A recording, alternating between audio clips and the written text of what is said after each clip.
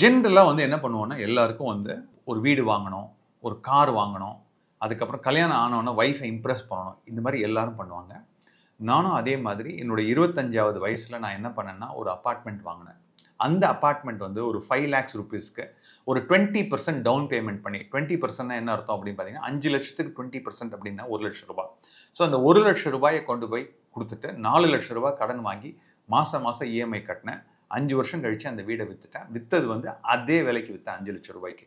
என்னுடைய power of கம்பவுண்டிங்கை கம்ப்ளீட்டாக miss பண்ணேன். அப்படின்னா அந்த அப்போ இருந்த ஒரு லட்சம் என்னோட 1 லட்சத்தை வந்து ஒரு ஈக்விட்டி மார்க்கெட்ஸ்லையோ இல்லைனா ஒரு கோல்டுலையோ இல்லைனா ஈவன் ஒரு போஸ்ட் ஆஃபீஸில் போட்டிருந்தா கூட ஒரு 10%. ஏன்னா அந்த டைம்லலாம் இன்ட்ரெஸ்ட் ரேட் ரொம்ப ஜாஸ்தியாக இருந்தது.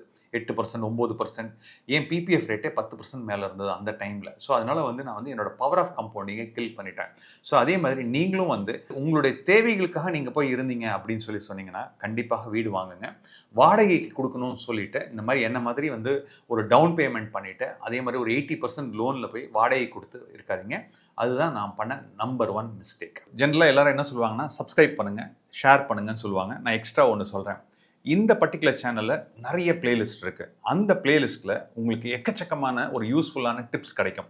இப்போ ஏஜ் வைஸ் இன்வெஸ்டிங் பார்க்கணும், இல்லைனா நீங்கள் ஒரு ஐடி ப்ரொஃபஷனல் அதை பற்றி பார்க்கணுன்னா உங்களுக்கு நிறைய வீடியோஸ் இருக்குது. எல்லா பாப்புலர் வீடியோஸும் நிறைய கொடுத்துருக்கோம். எல்லாமே ஃப்ரீ வீடியோஸ் தான். தயவு செஞ்சு இந்த பிளேலிஸ்ட்டை பாருங்கள். நன்றி, வணக்கம்.